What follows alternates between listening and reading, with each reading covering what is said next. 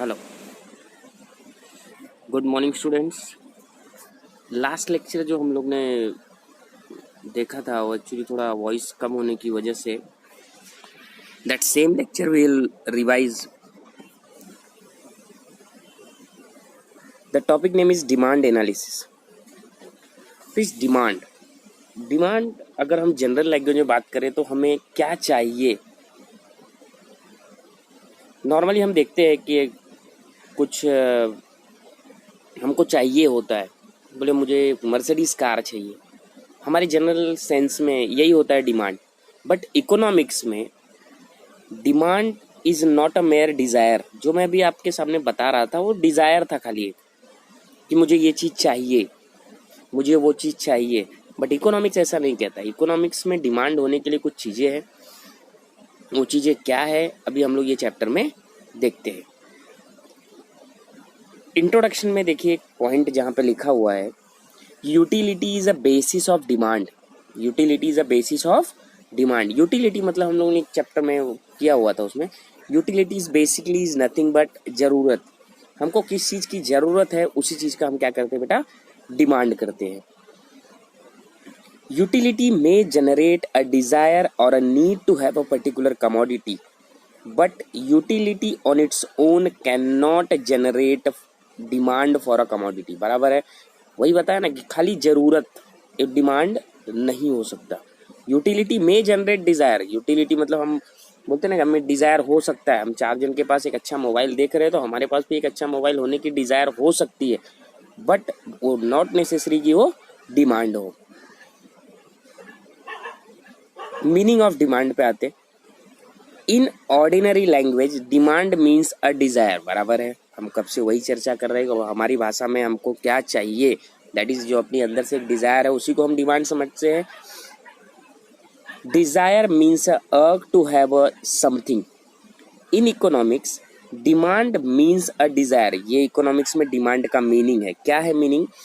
Demand means a desire which is backed by willingness and ability to पे।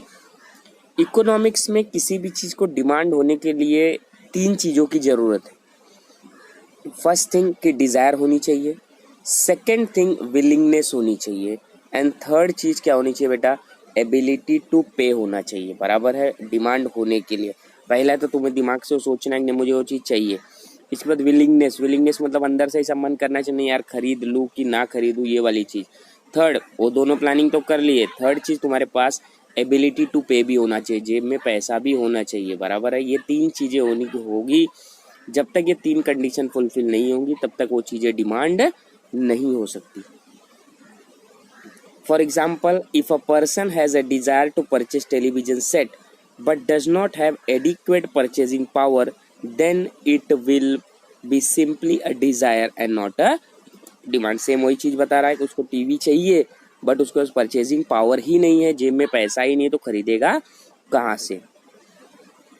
तो उसको हम लोग क्या बोलेंगे, वो खाली एक डिजायर है, वो डिमांड नहीं है। डिमांड होने के लिए कितनी चीजें चाहिए? 3 चीजें चाहिए। डिजायर होना चाहिए, विलिंगनेस होना चाहिए, and third ability to pay होना चाहिए। अब किसी भी चीज को डिमांड होने के लिए 3 चीजें चाहिए, तो वही अपने को इक्वेशन में बताया कि demand is equal to desire plus willingness to purchase. एक अंदर से एक इच्छा अपनी होनी चाहिए, विलिंग होनी चाहिए कि हम परचेस करें, and third ability to pay होना चाहिए। डिमांड होने के लिए कितनी चीजें चाहिए बेटा? 3 चीजें चाहिए। डिजायर होनी चाहिए, विलिंगनेस टू परचेज होना चाहिए, and third one is ability to pay होना चाहिए। डेफिनेशन ऑफ डिमांड में अब देखिए, अपने को अगर एग्जाम में आया डिफाइन डिमांड, तो बोले सर खाली हम इतना लिख दे क्या, demand is a desire backed by ability and willingness to pay. ये तो एक लाइन हो गया। सेकेंड लाइन आपको डिमांड का रिलेशन प्राइस और टाइम के साथ बताना है। वो अभी डेफिनेशन में हम लोग देखते हैं। क्या लिखा है? The demand for anything at a given price is amount to it which is bought per unit of time at that price. बराबर है, demand is nothing but particular commodity demanded at particular price during a given period of time. एक particular कितना commodity चाहिए और कितने price पे चाहिए, वो चीज भी डिमांड है। अगर हमको एग्जाम में आया डिफाइंड डिमांड, तो हमको तीन चीजें लिखनी है, बराबर है। पहली चीज क्या लिखना है, वही demand is a desire backed by ability and willingness to pay. Second, demand is a amount of quantity demanded at particular price during a given period of time. ये डेफिनेशन हमको ध्यान से सुनना है और लिखना है। कौन सा definition, demand is a quantity amount, demand is a amount of quantity demanded at a particular price during a given period of time. तो हो गया। थर्ड वन हमको क्या हो, इक्वेशन बताना है, तो अपने को 2 आउट ऑफ 2 फुल मार्क्स मिलेंगे, बराबर है। ये हो गया अपना डेफिनेशन और मीनिंग। थर्ड आते हैं हम लोग डिमांड शेड्यूल के ऊपर। Demand schedule is a tabular representation of a functional relationship between price and quantity demanded for a particular commodity. Same demand schedule में वो लोग वही बताना चाहेंगे कि डिमांड का प्राइस से क्या रिलेशन है। क्या रिलेशन है उसके लिए उन लोग ने दो चीज़ों में क्लासीफाई किया। First one is individually check किया and third one is market में जाके चेक किया। बोले सर इंडिविजुअली और मार्केट में फ़र्क क्या है। Individual is a single consumer का वांट लेके देखा एंड थर्ड वन इज बहुत सारे कंज्यूमर को मिला दिया, दैट इज मार्केट हो जाता है। Market is nothing but large gathering of number of people, बराबर। बहुत सारे इंडिविजुअल जहाँ मिल जाते हैं वही मार्केट हो जाता है। अब देखते पहले इंडिविजुअल डिमांड शेड्यूल में क्या बोल रहा है। Individual demand is a quantity of commodity demanded by a consumer eight a given price during a given period of time. Individual demand किसका रहेगा, डिमांड तो होगा लेकिन किसका, एक कंज्यूमर का होगा, बराबर है। Individual demand schedule is a tabular representation showing different quantities of commodity that an individual is prepared to buy at a various prices over a given period of time. This can be explained with the help of following demand schedule. अब demand schedule में क्या बताना चाह रहा है, demand schedule में बताना चाह रहा है प्राइस और डिमांड। अब एक बेसिक चीज हम लोग यहाँ पे ध्यान देते हैं, प्राइस क्या है, डिक्रीजिंग ट्रेंड पे देखेंगे ध्यान से। प्राइस पहला 10 है, फिर 8 है, 6 है, 2 है और डिमांड इंक्रीजिंग ट्रेंड पे है। तो यहाँ से हमको एक चीज समझ में आया कि प्राइस और डिमांड के बीच में जो रिलेशन है वो इनवर्स रिलेशन है, अपोजिट रिलेशन है। एक अगर बढ़ रहा है तो दूसरा क्या हो रहा है बेटा, कम हो रहा है, या तो एक कम हो रहा है तो दूसरा क्या हो रहा है, बढ़ रहा है। यहीं पे कहीं ना कहीं जाके ऐसा लिखा होगा, देखते वो सेंटेंस कहाँ पे लिखा है। It can be observed that less quantity of commodity is demanded at a rising prices and more quantity of commodity is demanded at falling prices.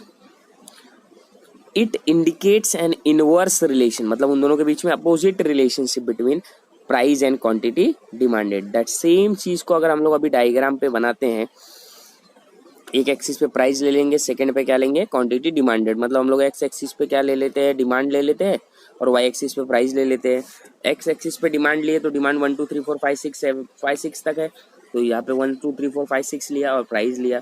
अब डायग्राम कैसे ड्रॉ करेंगे, जब प्राइस 10 था तो डिमांड कितना था, 1 था। तो प्राइस जब 10 था, प्राइस 10 था तो डिमांड कितना हो गया, 1 हो गया। तो 10 और 1 को ज्वाइंट करें, प्राइस कम होके 8 हो गया तो डिमांड कितना हो गया, 2 हो गया। प्राइस कम होके 6 हुआ तो डिमांड कितना हो गया, 3 हो गया। प्राइस कम होके 4 हुआ तो डिमांड कितना हो गया, 4 हो गया। प्राइस जब कम होके 2 हो गया तो डिमांड कितना हो गया बेटा, 5 हो गया। और हमने कर्व ड्रॉ किया तो वो क्या हो रहा है, डाउनवर्ड स्लोप हो रहा है। तो हमको इतना याद रखने का, demand curve always downward slopes रहता है, क्योंकि इनवर्स रिलेशनशिप है प्राइस और डिमांड के बीच में। जहाँ पे इनवर्स रिलेशनशिप होता है उसका डायग्राम कैसा होता है, डाउनवर्ड स्लोपिंग होता है। ये दो बेसिक चीजें अपने को याद रखना था। नेक्स्ट आता है मार्केट डिमांड, बराबर। मार्केट डिमांड क्या होगा, बहुत सारे कंज्यूमर लोगों को मिलाने के बाद कौन आता है, मार्केट डिमांड आता है। Market demand, market demand is a total demand of commodity from all the consumer. आ गया बेटा लाइन, ऑल द कंज्यूमर, ये मीनिंग है इसका।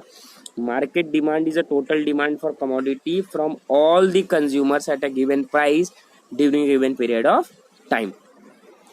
सेम ये मीनिंग देखना। इसके बाद फिर टेबल में देखते हैं क्या लिखा होगा। सेम इन लोग ने क्या किया रहेगा, प्राइस तो दिया ही होगा सेम 10, 8, 6, 4, 2। अब क्या होगा, 2-3 कंज्यूमर लेते हैं, मार्केट में तो बहुत सारे कंज्यूमर है, ऑल कंज्यूमर्स दिया तो क्या सबको हम लोग थोड़ी पकड़ के प्लस करने जाएंगे। यहाँ पे 3 कंज्यूमर लिया, कंज्यूमर ए बी सी, इन तीनों को जब प्लस करेंगे इंडिविजुअल को तो हमको क्या मिलेगा, मार्केट मिल जाएगा, बराबर है। अब दैट सेम चीज को हमको क्या करना है, डायग्राम पे रिप्रेजेंट करना है। सेम चीज को हमको क्या करना है, डायग्राम पे रिप्रेजेंट करना है।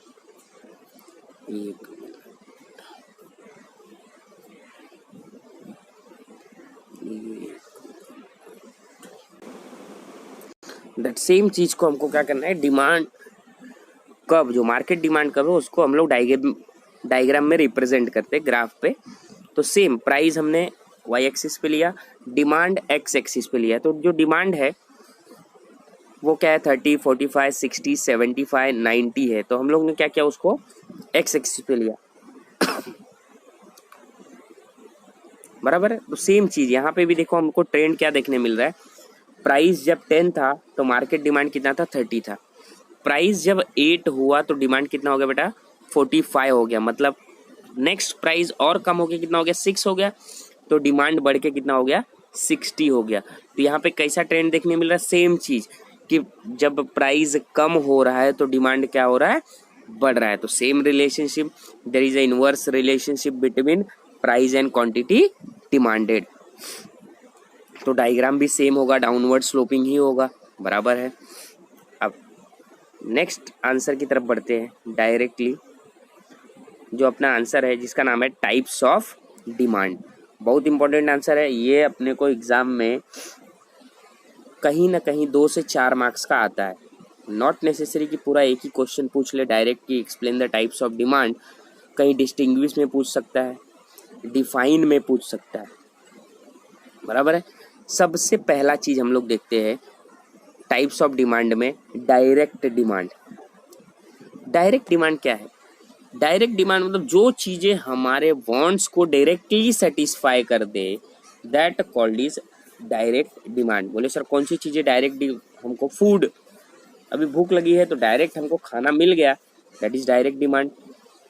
अभी ठंडी लग रही थी या हम कपड़े नहीं पहने थे तो हमको कपड़े चाहिए, that is direct demand. It is a demand by a consumer for goods which satisfy their wants directly. They serve direct consumption needs of consumer. Thus, it is a demand for consumer goods. For example, demand for cloth, sugar, etc. Next आता है indirect demand. Indirect demand मतलब चाहिए कुछ और, मांग रहा है कुछ और। वाह क्या बात है, इसमें क्या बता रहा है, चाहिए कुछ और मांग रहा है कुछ और। कैसा, मुझे भूख लगी है, मैंने गया अपनी मम्मी के पास, बोला कि माँ मुझे पैसे दे, माँ मुझे पैसे दे। अरे भूख लगी है, माँ से पैसे मांग रहा हूँ तो क्या पैसे खा जाऊंगा 10 रुपए का नोट, नॉट पॉसिबल। तो मैं क्या कर रहा हूँ, मुझे भूख लगी है, मुझे खाना चाहिए, बट मैं खाना मांग रहा हूँ क्या, नहीं, मैं मांग रहा हूँ क्या, पैसा।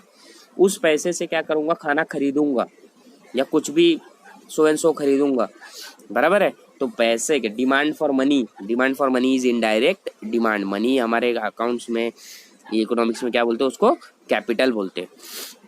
अभी दूसरा एग्जांपल, मुझे रहने के लिए घर चाहिए, बराबर है। घर बनाऊंगा कहाँ पे मैं, टू बिल्ड दैट घर वी रिक्वायर लैंड ना।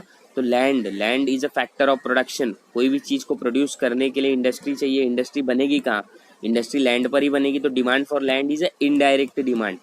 चाहिए फैक्ट्री बट वो लैंड पे ही बनेगी।